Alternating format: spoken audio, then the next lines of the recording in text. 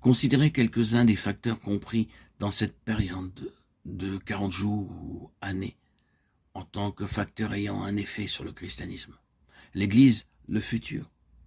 Toute l'œuvre des apôtres s'est appuyée sur ceci. C'est tellement clair.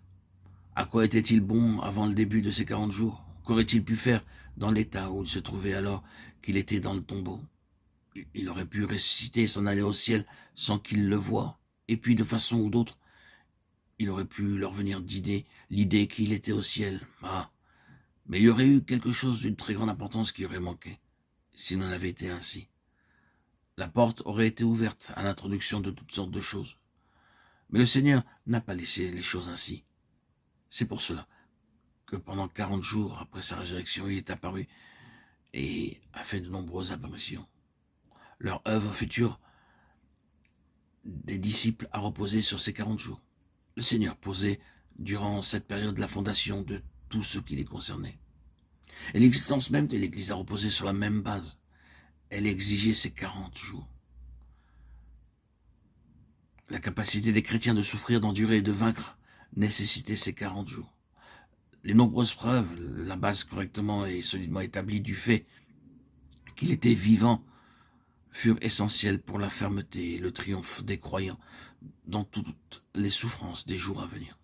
En outre, l'assurance d'un avenir éternel en faveur des croyants a reposé sur ceci, à savoir que la mort n'est pas la fin, qu'il y a une vie qui a triomphé de la mort, que cette vie est pour eux et qu'un avenir éternel est assuré. Tout ceci s'est appuyé sur ces 40 jours. De plus, la nature même du corps de résurrection du croyant est établie par ces 40 jours. L'apôtre Paul rend cela tout à fait clair.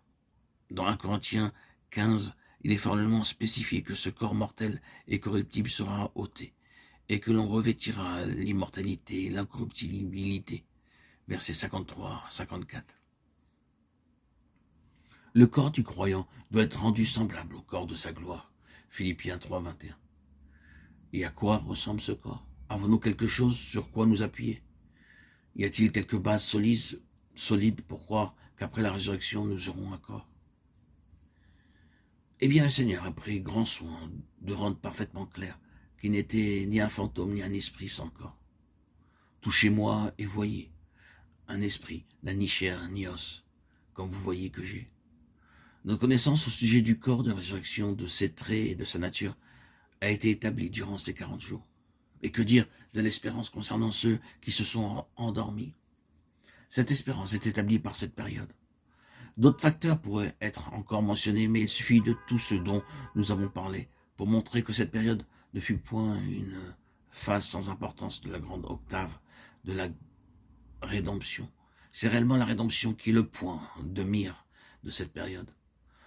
Tout devrait être bien fondé et établi avec plusieurs preuves. Comme nous l'avons déjà dit, Luc était un historien méticuleux. Il nous dit qu'il avait pris soin de vérifier, de s'assurer des faits qu'il rapportait. Or, il précise que le Seigneur Jésus apparut vivant aux disciples et leur en donna plusieurs preuves. Comme nous l'avons déjà vu dans les précédents audios, Jean a déclaré que le Seigneur a fait en présence de ses disciples beaucoup d'autres miracles. Le but? Mettre en évidence, léguer des choses, ou plutôt une chose au-delà de doute, de tout doute, laquelle?